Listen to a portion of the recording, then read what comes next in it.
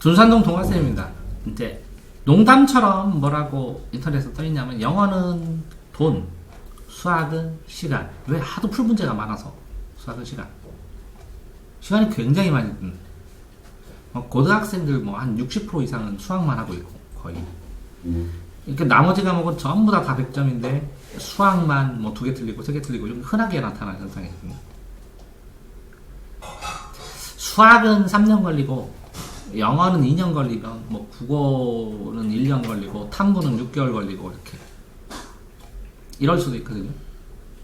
영어는 외국인하고 대화도 해봐야 되고 그죠? 발음도 문제고 그래서 이제 돈을 쓰게 돼서 이렇게 돈을 들인 만큼 정비를 한대요. 이건 시간을 들인 만큼 정비하고 그래서 해결했는데 국어는 아이들이 그래 다시 태어나야 되는 거 아니냐고 내 머리는 이해가 안 된다고 그러니까 그렇게 하소연해요. 그 두 개는 해결이 되는데 국어는 다시 태어나야만 꼭 되느냐? 그럼 국어에서 가장 효과적인 공부법은 뭐냐? 했을 때 몇 번 같아요? 순위별로 하면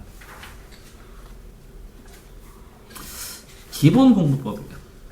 마무리 공부법은 뭐 이거 시험지 읽기일 수 있거든요. 뭘 거예요? 2번. 2번이요? 네. 그냥 한자입니다. 한자. 이게 초중 때 하면 제일 좋은 기본 공부법이에요. 초중.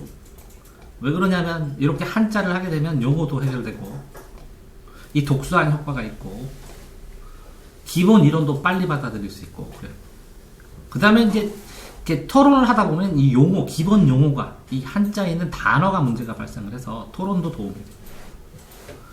공부하면서 이 독서를 하면 가장 좋은데 가장 넓은데 시간도 가장 많이 걸려요. 시간.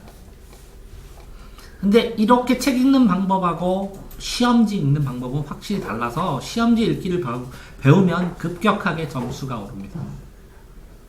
이렇게 시험지 읽기를 배우다 보면 이 시험지에 필요한 기본 이론이 있어야 된다는 걸 알게 되고 기본 이론 갈래를 공부하다 보면 바탕이 되는 용어가 있어야 된다는 걸 알게 되고 그래서 나중에 하다 보면 기본 이론 중에 문법이 있고 문학이 있고 문법이 있고 문학이 있고 시험지 읽기와 가장 밀접한 비문학이 있고 이제 문법하고 이거는 작문과 같아요. 작문. 근데 이렇게 이 쓰기를 배우면 읽기가 늘어나요. 어떻게 썼으니까 이렇게 읽을 수밖에 없겠구나 하는. 그리고 이렇게 어려운 문제 같은 경우는 이렇게 토론을 하면 관점을 이해해서 글을 전개하는 방식을 알게 되거든요. 그래서 영향이 돼요.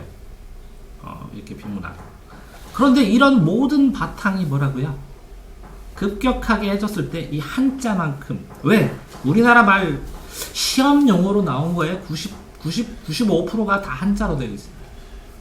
그래서 한자를 초중 때 하면 기반으로 제일 좋아요. 그러니까 독서는 뭐라고요? 독서도 초중 때밖에 못 하거든요. 실질적으로 선행을 하면 초등밖에 못 해요. 거의.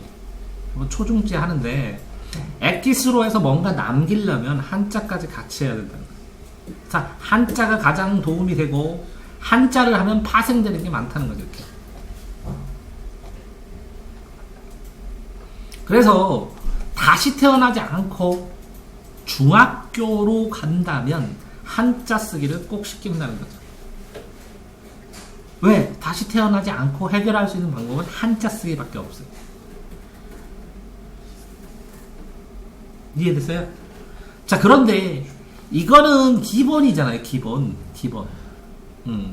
가장 효과적인 기본 방법이 이거고 가장 점수를 많이 올리는 건 이 순서예요. 이거 시험지 읽기가 1번이고 그런 다음에 기본 이론 알아야 되고 이 기본 이론에 속한 용어를 알게 돼야 돼요.